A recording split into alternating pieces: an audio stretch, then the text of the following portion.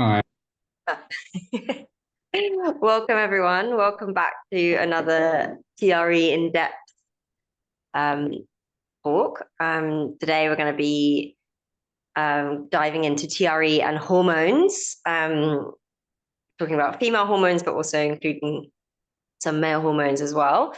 So, yeah, really lovely to have you all here. My name is Chandani. If you've got some new people here, and these talks started as a way to build some community around our, global TRE people who are practitioners or also just lovers of the practice to come together, ask questions, and dive into some of the wider scope of TRE. And so, yeah, really, really welcome. And feel free to let us know where you are in the world, say hi in the chat. And yeah, if you're a TRE provider, that'd be great to know too. But yeah, thanks. Well, if you're not dairy provider, it's perfectly fine. Great. So hi, I'm Cheda. Yes, looking forward to this talk today. I try to gather some information and kind of make it more digestible that will reflect my own experience in regards to TRE movement in general and hormones. I think this should be really useful for most of you.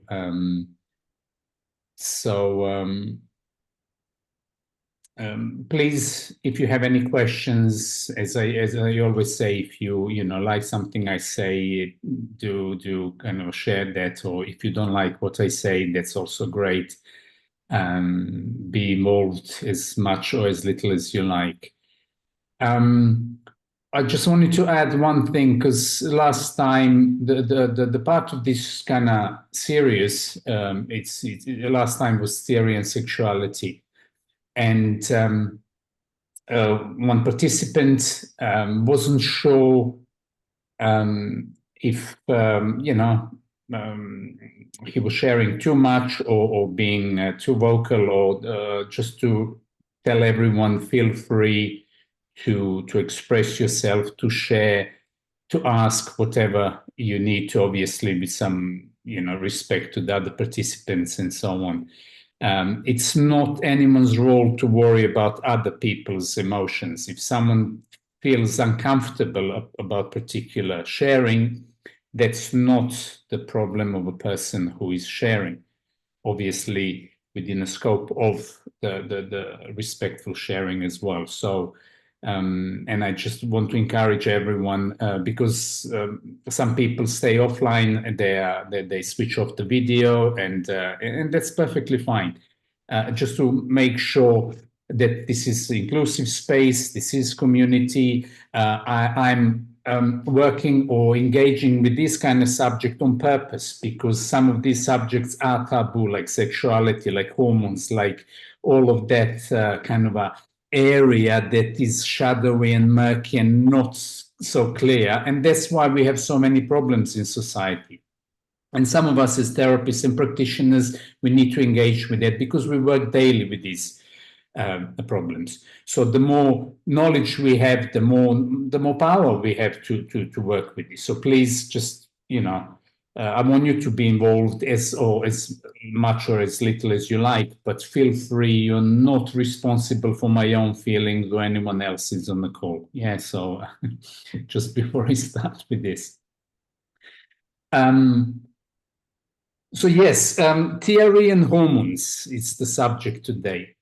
Hormones, to start with, it's vast subject, and I'm not going to pretend to share things that teach you about the hormones and to know everything about hormones, because we don't fully understand all the intricacies of the connection between your endocrine system, which produces and regulates your hormones, between your immune system, between your nervous system, between your limbic and emotional system, and cardiovascular system, lymphatic system, and so on. All the systems in our body are intertwined and interconnected, and each system supports another system. So hormonal system or endocrine system is affected by everything in the body. But what I found particularly useful in our work is that movement, any kind of movement, it's fundamentally beneficial for general hormonal balance. What I find with involuntary movements, and in TRE in particular, even more beneficial, is that you only need to do a short session in order to notice some shifts in your state, particularly hormonal state. And I can't tell you, I've got hundreds of cases that people, women in particular, they went through, they had particular maybe premenstrual tension or menstrual difficulties or some form of challenge within hormonal balance. And what we noticed nearly immediately, not nearly, often immediately, they felt improvement. Many clients wanted to cancel. They said, "Oh, my period just came on. I can't. I don't think I should, come for a session." And I always say, exactly because of that, you should. And actually, 100% of the time that it's very rare I can say 100% of the time something had a success rate, but within this realm, so far, in my experience, 100% of the time, people felt better. And so that's what I want to strongly encourage. And there are obvious reasons why that happens, because we need to know about particular connection between different endocrine glands in the body. I will talk a little bit about hypothalamus, about pituitary, adrenal glands, because they are kind of a main axis, that the HPA axis that regulates our hormonal state at a great extent. And also it's affected by your environment, by stress levels, by your lifestyle choices, and so on and so forth. So I think it's useful for you to understand why certain states within our hormones or within our body change during the menstrual cycle, or during certain phases like menopausal stages or andropause for men, and so on. I will be talking mainly about female hormones, although there is a crossover to male hormones as well, because over 80% of my clients are female as well. And I think to the great extent, there is a deeper concern about female health. And so I'm just going to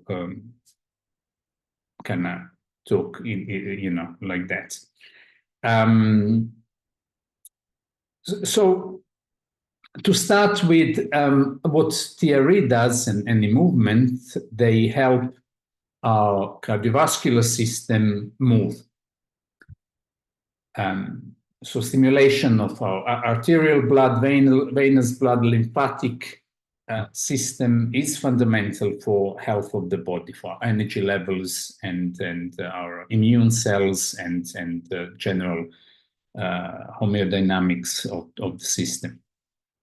Obviously, when we are exaggerating with any movement, or we are very stagnant, that will have effect.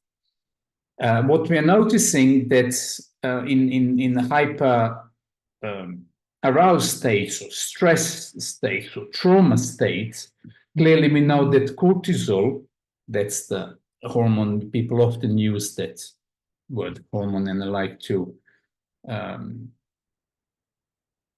I will talk a little bit more about that in regards to cortisol. It's not all bad. It's a really important hormone, extremely beneficial as well. But prolonged stress, prolonged engagement of effort or movements of any kind will overstimulate the cortisol. And so the cortisol on its own, it's, you know, in our little world of TRE, it's it has two entry points to my knowledge, and how you stimulate or regulate cortisol in the system. One point is through parasympathetic and sympathetic balancing. So as you do TRE, your parasympathetic nervous system will get online and you will genuinely relax more than you were prior to the session. So in that way, your nervous system will calm down the potential adrenal production of cortisol, because adrenal glands above your kidneys are producing cortisol. They will reduce the amount of cortisol production, and they will include, you know, stimulation of other hormones. Oxytocin is one of them, for example, and oxytocin is often connected with, you know, the mother and child connection, or father and, you know, the parent and the child connection, or between two people. They talk about, I don't know how many seconds. They keep changing that from 7 to 30-second hug produces oxytocin. I think there is more complexity to that, and I think duration or intensity of the experience that you have actually will stimulate more, and the context will affect more of this oxytocin production. But to me, oxytocin, it's a precursor for your connection. So in reality, if you are in a deeper parasympathetic state and you're more relaxed and more available and more able to connect with others and oneself, you will be producing oxytocin and other hormones, balancing hormones greater than you, like acetylcholine, for example, and so on. So I think that's one aspect that I would like to talk about cortisol, and I just mentioned, and oxytocin. The other level of cortisol that often is produced or stimulated is the emotional state. So if I'm aroused, I might be static sitting in a car, but I'm having arguments with my wife or my husband or someone, and you know, my cortisol levels might be going through the roof because I'm upset about the content of the discussion.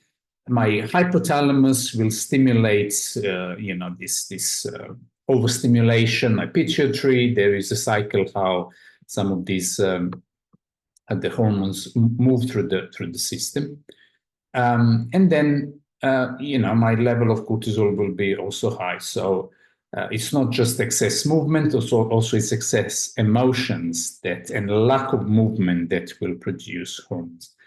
Why it's important to move? It's because the movement will distribute and neutralize the excess accumulation of the hormones. And some of us do suffer from that. We do know later on in different stage of our life, a little bit more mature stage, some of the belly fat that's been accumulate is actually the residue of the accumulated cortisol levels or expenditure that has not been distributed or neutralized by other systems in the body. So that is a kind of opening. Actually, I could show you the. Let me just share, and let me see if I can show you the how some of that work actually. Yes, let's see, I've got that. Okay.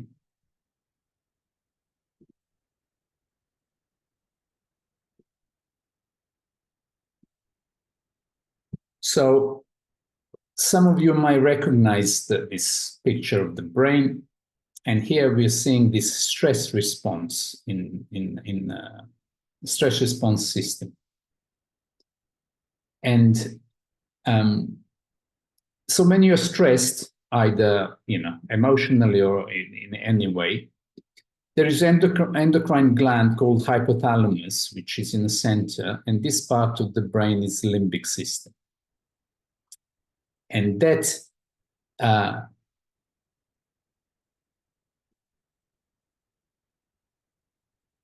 okay, this is better.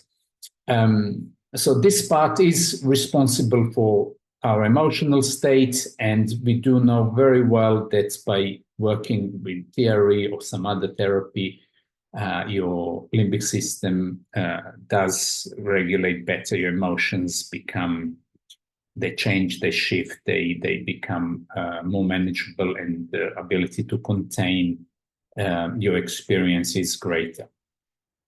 But hypothalamus is one of the glands or parts of the brain that receives the information from the body, the interoceptive information that comes from the body, feeds into the hypothalamus. Hypothalamus then will decide, is this a threat, or what kind of stress response it's, because it's not just amygdala, it's not just hippocampus. There is insula plays the role in this as well. So in times of high stress, hypothalamus will secrete the corticotropin hormone, that it will go down into this gland, which is called pituitary gland. And then pituitary gland, which is one of the primary glands for regulation of most of the hormones in the body, and it's such an important gland, and we're going to go through other aspects of that. That gland will then stimulate the adrenocorticotropic hormone that goes into the bloodstream. And then from the bloodstream will reach the adrenal glands, and then the adrenal glands will produce the cortisol, and then it will do the whole cycle, and then it will go throughout the whole body. So just for you to know that that's the kind of the pathway. There are some other elements to this, but a very simple, clear pathway. So your hypothalamus is affected by your emotional state. Hypothalamus is affected by your movement or lack of movement. Hypothalamus is affected by your immune state. If you're attacked if you're unwell or ill or have particular problem, your hypothalamus will definitely, like the whole brain will feel it, but hypothalamus will regulate the greater responses. The pituitary gland also, it's fundamental in this, particularly in these circumstances where you have the stress response. And of course, there would be amygdala response, hypothalamus, insula, and hippocampus, and the prefrontal cortex. There are a number of other networks that will engage with this. But for the production of cortisol, this is the simplest way to understand this. What plays the big role in here, because I mentioned earlier about the menstrual cycle, and I'm going to go deeper into this, that most of the menstrual hormones are actually being stimulated by this pituitary gland, like FSH, follicle stimulating hormone, luteinizing hormone, and some thyroid hormones that I'm going to talk about, and that is really, really relevant for us, and how that is affected by TRE, some of these endocrine states. So if my immune system is not well, my hypothalamus and pituitary will stimulate the hormones. Hence, my menstrual cycle, my balance of estrogen, progesterone, all of these other hormones will be affected as well. If I'm stressed, if I'm emotionally unstable, if I suffer from uncertainty, so it could be financial uncertainty, relational uncertainty, or any uncertainty, different parts of the brain will also affect my hypothalamus and pituitary, and this whole that circle can actually close down into the stress production of cortisol and imbalance in other hormones. Why adrenal glands are important is because they're related to our famous psoas muscle. Do we remember psoas? And psoas is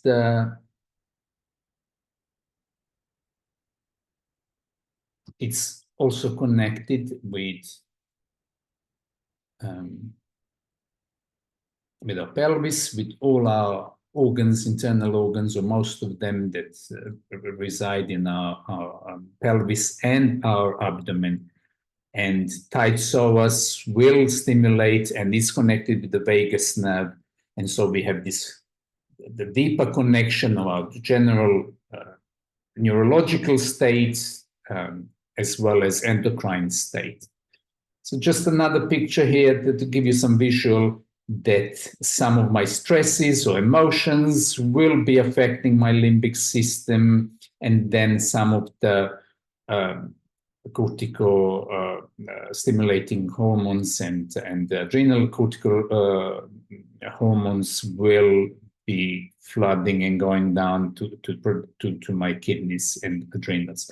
Your psoas is actually connected with your adrenals. So your psoas will start from T12, which is actually a thoracic dorsal 12 vertebra, and is in about the center of your body, and it descends down to one side towards the trochanter of the femur, which is in your leg, and then you have a left one as well going down. And you also have the vagus nerve, the right and left one descending down, and they are connected with a number of tissues and the diaphragm in this whole area here. So this interconnectedness of our organism, it's so important for us to have that picture, because when you have a client who is tremoring in front of you, who has particular movements of the diaphragm, who is breathing or not breathing, there is both engagement. You can see it three-dimensionally that if the person is stuck, it's not breathing, it's not moving, clearly there is a stagnation, there is a shock in the system that will affect, again, your hypothalamus, your pituitary, your adrenals, the whole the cascade of endocrine glands. Equally, if your system is overly expressing, if it's overly flooding and you're unable to contain it, it will go into the other extreme. So the beauty of learning TRE and engaging with your body, or doing some other practice that is supportive to you, that you have ability to self-regulate, co-regulate, to feel your experience, it's fundamentally important. And that's why I insist on this, because I've seen countless cases and clients feeling so much better through this. So I'm going to stop the share, and I'm just going to pause for a moment if any questions. Sorry, my computer nearly died. I'm hoping, how's it going so far? I'm hoping it's not too complicated and it's fairly straightforward. Useful? Chandani, any comments from you? Yeah, I was curious. Do you know why when we're having high cortisol periods of time, why we store that in our bellies? Okay, so again, another complex cascade that's Okay.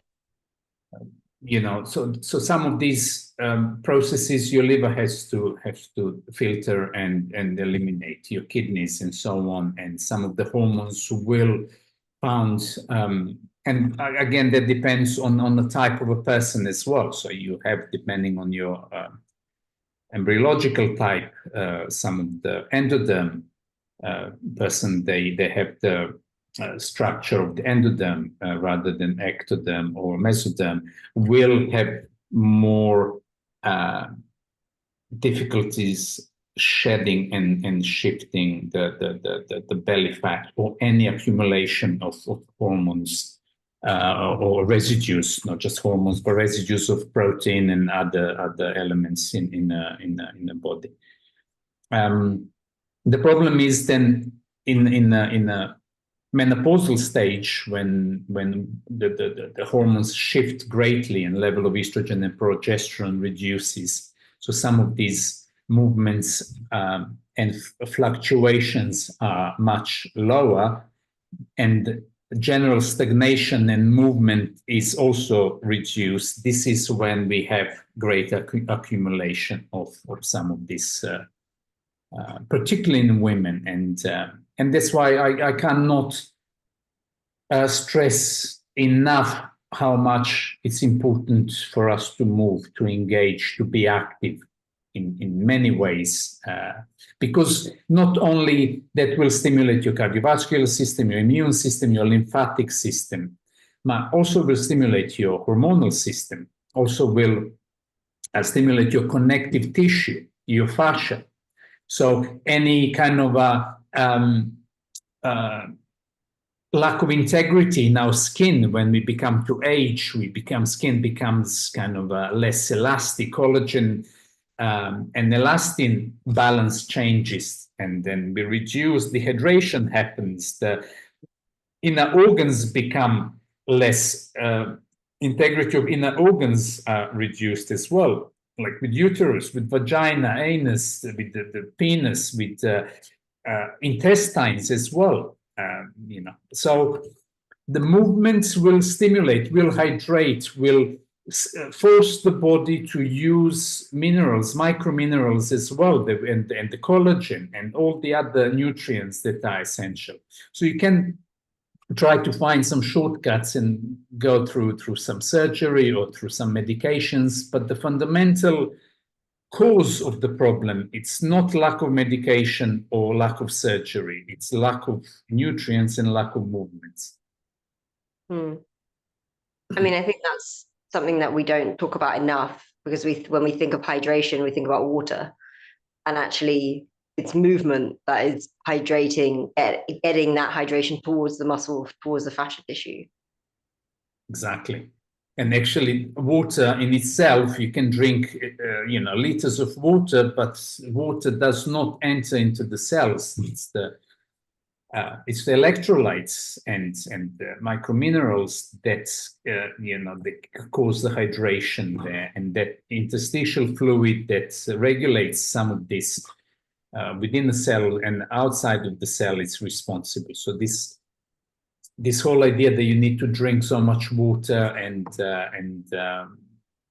it's not early straight. You do need a lot more electrolytes in order to transfer that water into the absorbable state. And the movement, of course, and because Hadley and many other people demonstrate how fascia becomes rigid, how ages, we age because our system is not stimulated enough also, and it's lacking some of the basic nutrients, and it's lacking movement and so on. And I really like the example of like the example you gave about arguing with someone in a car when your body can't move in a way that would discharge that energy. And I was just thinking of other examples, like sitting at a desk and reading email that's stressful, or just these constant kind of low-level agitations that we have whilst we're in a very still state. Even just looking at our phone, for example, for a long time, we don't tend to move when we do that. And so I guess, we're overworking our cortisol. We're having a lot of cortisol being sent into our systems, and we're not maybe recognizing that and discharging that. So it'd be great. I'm curious to hear more about how TRE is a kind of antidote, I guess, to some of this. But let me just add, it's not just about the cortisol. For example, the high cortisol level also will affect the natural functioning of the thyroid gland.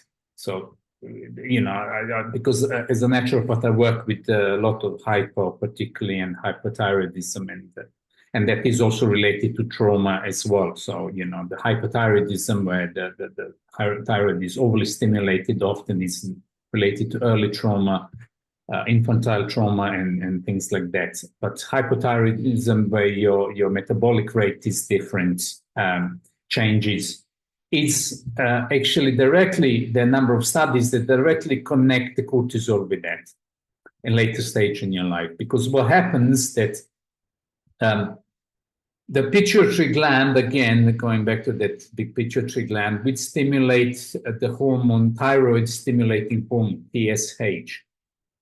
And that is responsible, that hormone in itself is responsible for production of T3, of thyroid 3 and thyroid 4, T3 and T4 hormones in the body. Okay? And so these two hormones, what the role often of this hormone and thyroid is to help to regulate the energy in the body. So how much energy you have in your system will be directly related with the production of T3 and T4. Also, these hormones regulate your basal metabolic rate in the system. So also how many calories can you actually use, and how that caloric balance in the system can be utilized, and so on. The other thing of that is it's related to the calcium metabolism, bone metabolism, bone health as well. So you might be taking calcium supplements and so on, but if you're stressed, the particular hormones to help the absorption of calcium, and the bone integrity, and the bone is not just the bone, but also its connective tissue that surrounds. We talked about the deep tissue that actually is connected with the bone. All of that actually will have effects. It's a downstream effect, but really, really important effect. And clearly, if you do TRE and, it's not immediately your calcium and bone metabolism is going to improve, that is a long-term process. But any sport, what we're finding, movement sport, particularly for women, after 40 and 50, the weight training seems to have the greatest response or results on the bone health. Because I think hormonally also affects the system that goes into the balance. So long-term stress, you try to push some weight, really heavy weight, you're not going to be thinking about your husband or your wife, what they said or they didn't. You're going to be present in the moment and push that thing up or. So, just to add the thyroid there, because it's a big one, and we saw the stress and so on affects your thyroid. The fear affects your thyroid as well.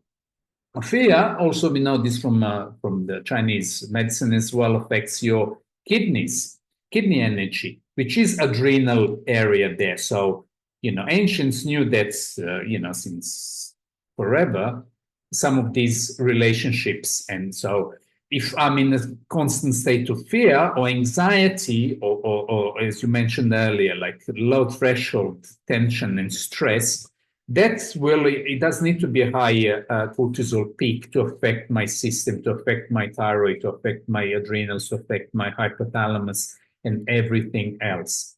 So just to bring some awareness to some of that, So I just want to. I nearly forgot about the thyroid, but it's a big one that I really want you to pay attention to. I can't remember now. A few years back, one of our students, she had such a profound results with TRE, and because she suffered greatly from premenstrual syndrome and menstrual difficulties, and because you do have a number of responses in the body, dysmenorrhea, amenorrhea, it can go these extremes, and that is extremely depleting and stressful for any any woman or any system that bleeds too much or doesn't bleed at all, that the breasts are overly sensitive, painful, that the belly is bloated, that the whole system is puffy, that energy is low, that the systems are very imbalanced, and other people around you suffer greatly if you are in a state of imbalance. So. And she really wanted to do TRE and PMS. I don't know what happened with that. I don't have time to deal with that. But I would strongly encourage, if anyone is working with that, to really include this. And I'm just going to, again, do some of the biochemistry here and neurobiology on how this actually happens. So I hope you know how your hormones, your menstrual cycle is. No, I mean, I hope you know what the stages of the menstrual cycle. So that we have a menstruation is a kind of a stage. Then we have a follicular stage, ovulation, and the luteal stage. And they all have their own days and so on. And each stage is supported by different hormones. And so it's a big subject, but just and what we notice that towards the arrival of menstruation, both progesterone and estrogen drop, and often that will cause significant challenges or symptoms in the body, and that is related to other elements in the system that might be lacking. So lack of nutrition, lack of the imbalance in emotional states, immune response and stress levels in the body, either psychological or psycho-emotional stress or physiological stress. All of that will be affected. And most of the major player, it's the pituitary gland again. So that's why I'm mentioning that, because pituitary gland will regulate all of these hormones to the great extent. So, for example, this follicle-stimulating hormone, FSH, is in women and in men. It's really important hormone that, in teenage years helps the sexual development. And this but equally in menstruation, actually, it helps the growth of the obviously follicles that later become an egg, and that's really important. If I hope you know about this more, but the follicle, the follicular sac that is being stimulated by this hormone then becomes an egg, and you have a limited amount of eggs, and then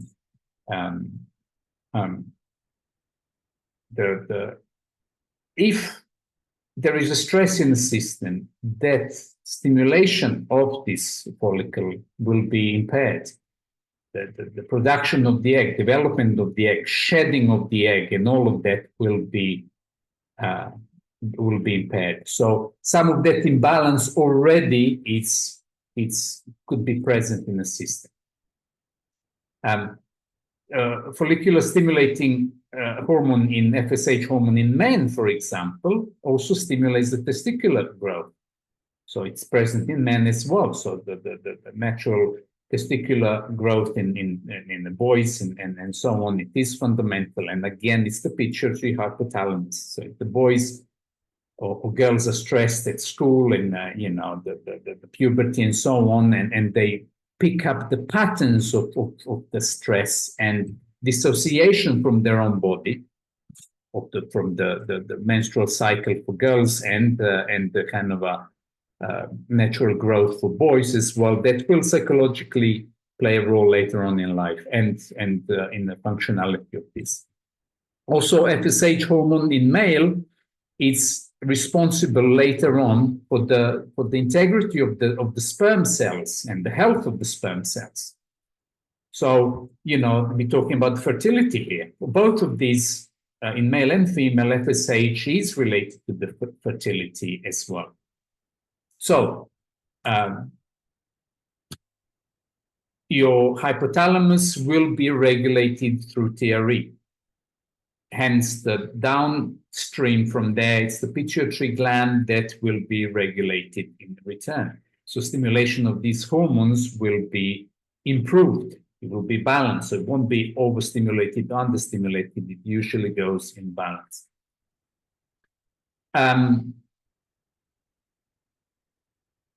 So yeah, the other hormone, which some of my kind of a research and observation, and that's why I like to include it, is this luteinizing hormone, because we talked about that luteinizing stage, which is after your ovulation, then you get luteinizing stage where your progesterone and estrogen will go up. And for example, interestingly enough, that clearly that luteinizing hormone is produced by pituitary and it regulates your menstrual cycle, and it triggers the egg basically to release and form the ovulation. And then you got estradiol that also is important, and what we've seen with some women taking bioidentical hormones, estradiol particularly, that seem to balance a lot greater. What I've seen that a lot of women have no idea when they're ovulating. So basically, some of your primary signs and lubrication that happens on 13th and 14th day, this is when you also can be aware of the potential pregnancy if you want to be pregnant, or avoid pregnancy instead of being on the pill or some other things. And I'm not saying you should substitute, you should really educate yourself. But there are mechanisms in your system that, if you follow closely enough, will really support you. But you need to support those systems in return as well. Funnily enough, luteinizing hormone in men is supposed to testosterone, stimulates the testosterone. And there are a number of researchers that talk about this. And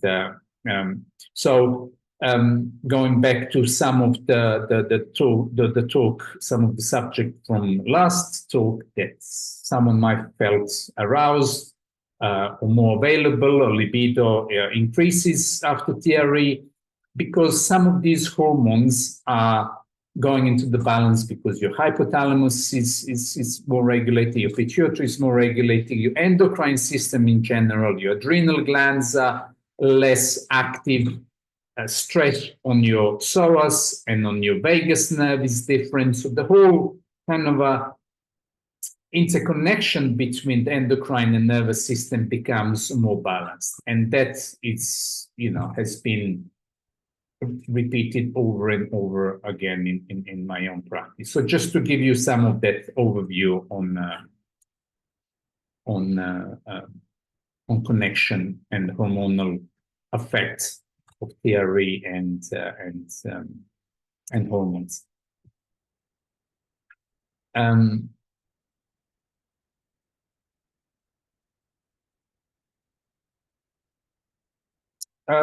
Another thing I would like to talk about, we don't have too much time, but I had a number of cases where women had the miscarriage.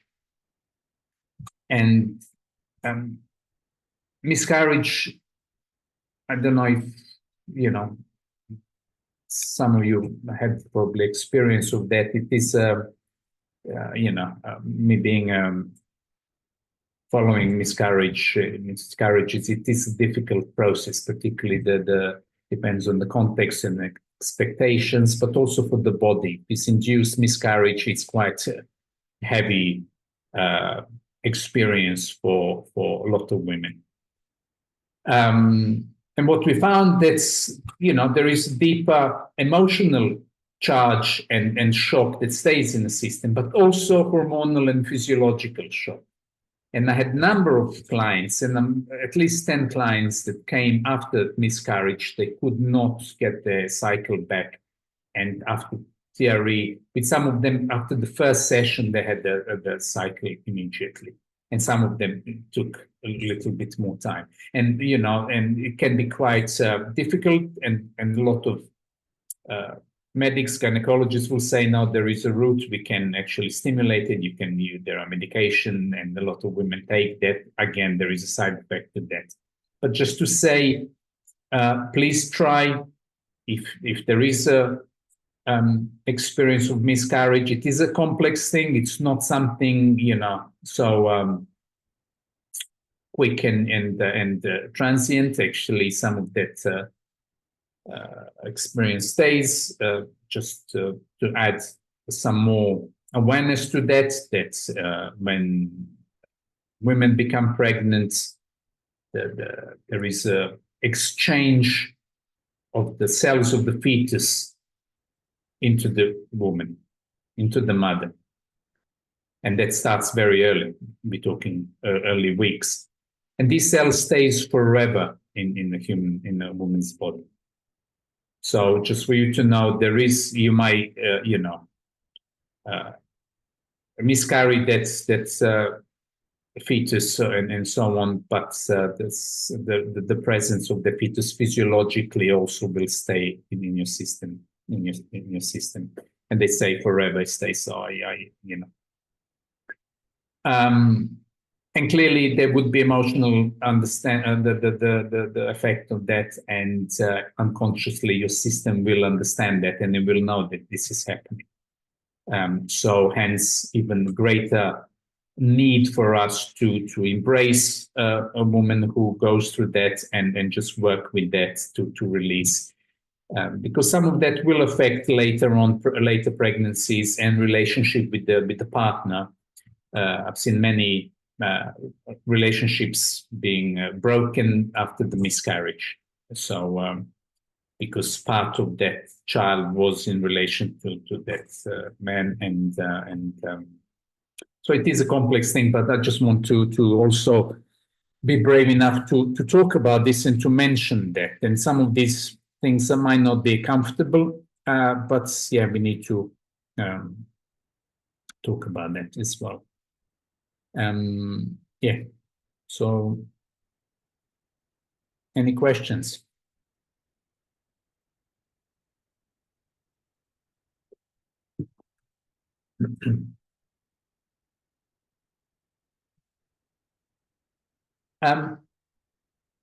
There is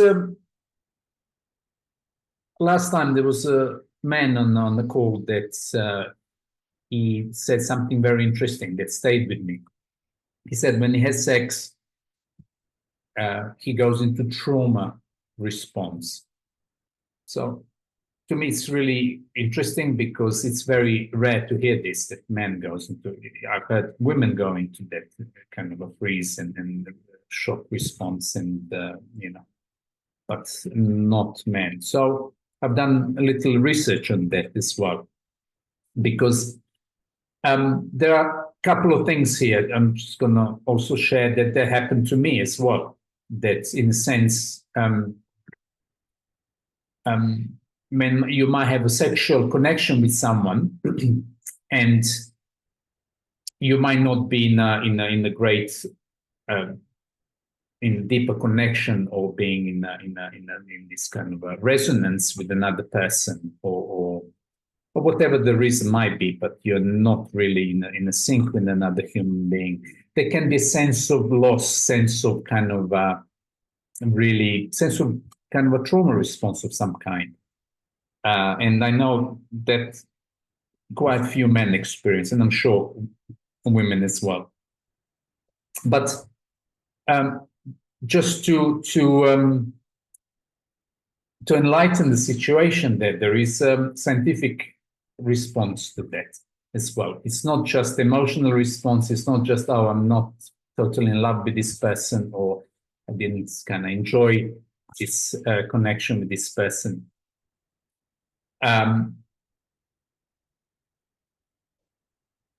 Just before and during ejaculation for men, there is a hormone called prolactin that is secreted in the system. in women, prolactin obviously stimulates the lactation and production of milk and connection with the baby, and also balances your other hormones, and what we see that particularly in men also connects with the offspring. So in a normal male also you would have a deeper connection with your child through the prolactin stimulation in the system. So you and also that plays the role of you sexually, your libido might drop as well with the stimulation of prolactin, and that's for both male and female. So you know, and that also I think embryologically as well as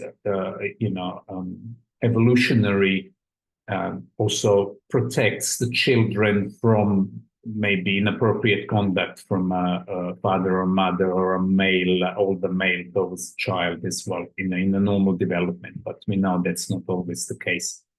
But what's interesting about prolactin is that as it secretes after the ejaculation, there is a significant drop in your testosterone and in your dopamine as well. So when you have a drop in dopamine, the sense of sadness might come along, sense of emptiness might come along, you know. As a matter of fact, there is a researcher called Krellman. Let me just got that. I dug the 21st of 8/23. He wrote a paper on that, and he said that some people have postcoital dysphoria. That's how he named it, or feelings of sadness after sex, feelings of regret and loneliness. So just for some of us who might experience this kind of sensations, it is normal. It's not necessarily a trauma response. That was my point, and I hope he's on the call, or he might listen to this later on. It might not be a trauma response. Not every time that I feel sad or disconnected or lonely or low, that's traumatic. That might be just a normal state. That could be that hormonal shift. And as a matter of fact, a lot of women feel that just before their menstrual cycle. So that's not necessarily a trauma response. It's just slight imbalance in hormones. Okay. And usually that lasts 15 minutes to half an hour in a healthy male, but that can. So I just wanted to add that as well, because it was a nice homework for me, and I hope just to shed some light. So if you know any men also, if your partner might be suffering from that, it is normal response. So we should not go in overthinking and making conclusions and about our relationships, and just can simply be a drop in. So it gets better diet in your system, and more hydration, electrolytes, and some supplements maybe, and more movement. I also heard or saw recently, just going back to like women's cycles, because obviously we get quite a bad rap for like our change in emotional states.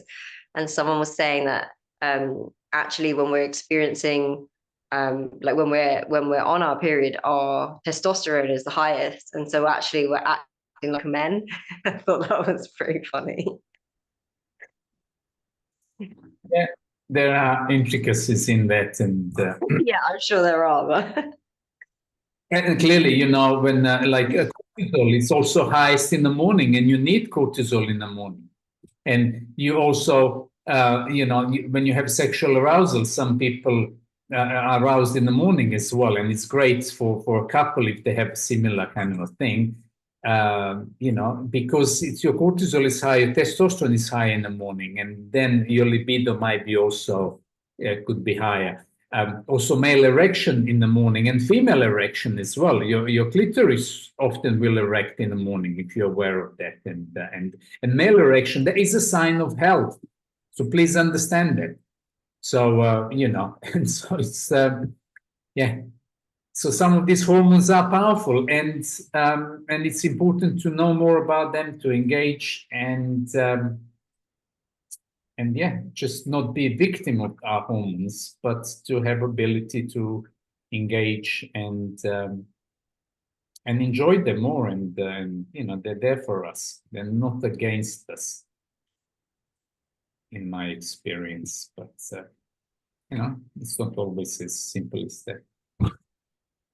Yeah. Any questions? Questions this time? Gosh. I know.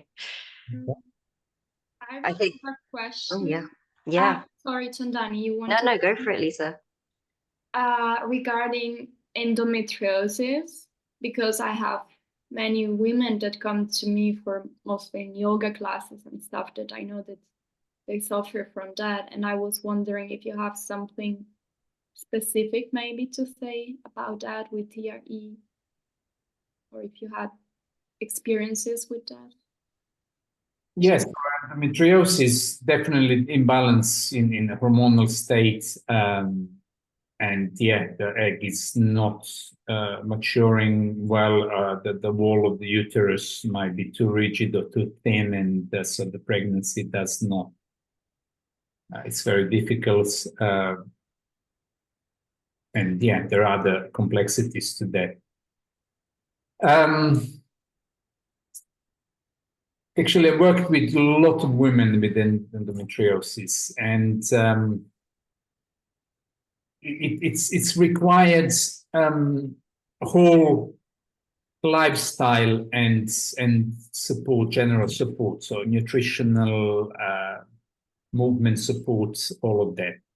But I'm going to share with you one aspect that I found in nearly 100% again. It was 90%, I think, in that experience. That's nearly all of them were first child. So what that means also, that if you were first child and you were wanted as a boy and the girl arrives, that was the case with most of these women. Okay, so my kind of understanding of that is that once we shifted that connection, because early attachments between a mother and a child, if the child felt on some level rejected or not, you know, celebrated enough, so that connection, like, you know, not being celebrated as a girl, and later on that can be affected in the menstrual challenges, in puberty, and in sexual understanding and connection with others, but even your own connection with your own uterus.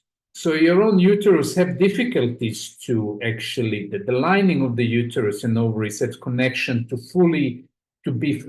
have full integrity of that and full functionality, because potentially very early that was imbalanced there, and that attachment and attunement between the child was missing.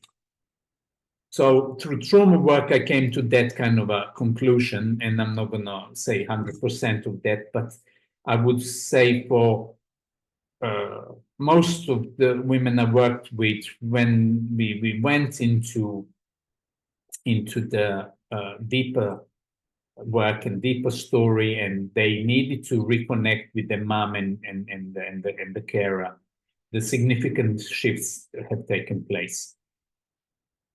So on that, yeah, that's the. So look at that attachment. So any tissue in your system which is connective tissue, it is attaching to another tissue. It's profound. And also engaging with the most dominant emotions and understanding those emotions, especially in your pelvis. It is a powerful thing. And that's what we do in the pelvis and the psoas workshop at the end of September. We will be engaging with some of these stories and your inner story and your inner structures, and understanding the connection between psoas, between layers of your pelvic floor, and integrity of this. diaphragms within the pelvis, and all of these structures, and the contents of your pelvis, and the shape of your pelvis. You've got number of shapes of your pelvis and so on. So some of these things are really, they will bring you closer to yourself. It's not always easy for some people to engage with that, male including as well. But also some of the sign of that is if there is inattention in your system, if you cannot open yourself enough, if you cannot really enjoy yourself as a woman, not just sexually, but sit as a woman, that also can be a sign of this early disconnect. And anyway, so I'm just gonna, I think that's enough on that. But thank you. It was, yeah, I never heard of these things, so it was interesting. Thank you. Okay.